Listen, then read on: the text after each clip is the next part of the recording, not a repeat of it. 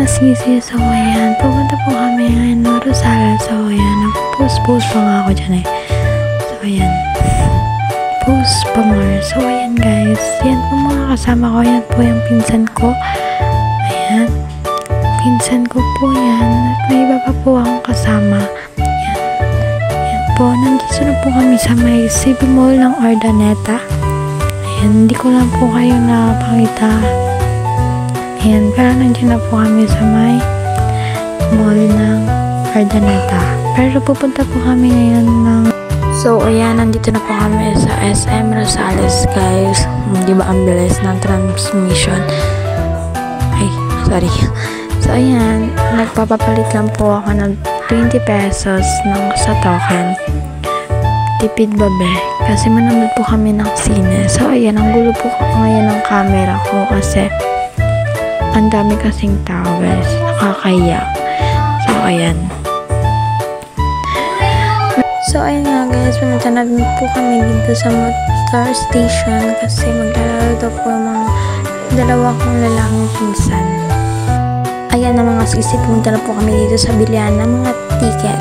At ayan, nagpapapalit na po kami.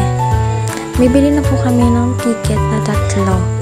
Kasi hindi po makakasama yung isa kong pinsan kasi ayaw niya daw po, maglalaro na lang daw po siya. 14 years old na po yung isa kong pinsan, pero doon na daw po siya sa laruan, doon sa parang King Kids toy, ganun, basta yun. Ayan. So ayan na mga masisi, habang naghihintay po kami, ayan na po, dumating na po ang aming ticket para makanood ng sine. At habang naghihintay po kami, kasi 12 PM pa daw po yung simula ng sine. Kaya ayan naman po, ay bumili muna po kami ng popcorn at inumin. So ayan mga sisi, hinabot ka na din po ang pera sa aming stepmother or tinatawag naming lola. Kasi pupunta na po kami dun sa popcorn station kasi bibili po kami ng popcorn para mamaya sa sinihan. So, ayan nga guys, nahiya po ako nag-video kaya parang may na ganyan. Pero napatagal na nga po, ayan, sumilip pa ako dun kay Lala. So, ayun na nga po, kala ko wala na po tao, tapos dumating na lang po bigla sa ate. Tinanong na po kung anong pangalan, ay anong bibilin ko, sorry. Kung anong bibilin ko.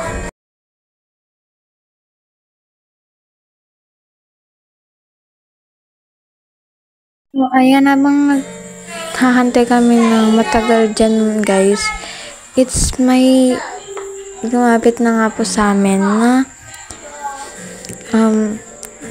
ate, nagtatanong siya, bibili po ba kayo? Ganyan. Ayan, guys, yun.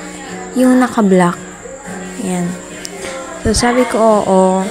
Ayan na. Tinawag niya na nga po yung isa niyang kasama. At yun, bibili na nga po kami.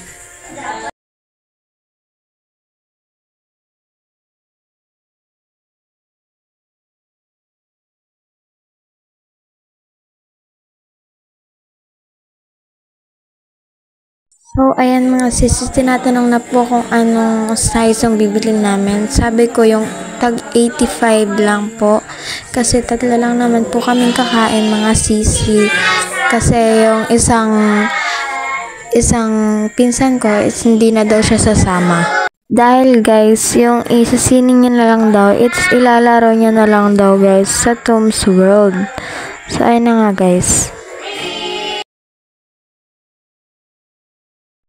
So habang hinihintay ko mga sisi si ate, ayun na nga po sa ate. Ayan nga po pala yung mga size na meron sila, 180, madami na din po yung laman ng 180, tsaka mas madami din po naman laman ng 85. So, ayan mga sisi, ayan na nga, nandyan na po kami sa sinihan. Ang dilim guys. So, ayan, nag-flashlight na nga po yung pinsan ko kasi hindi na po namin talaga makita ang daanan. Yes, may light po siya sa may gilid-gilid pero madilim pa rin. Natatakot na kami dyan guys. So, ayan mga sisi, nandito na po kami sa loob ng sinihan. Naglalakad po kami kasi naghahanap po kami ng pesto namin. So, ayan mga sisi, nakaupo na po kami at late ko lang. At yan, nagpapalatas-tas po kasi hintay pa po kami ng mga kasama. Yun lang, bye!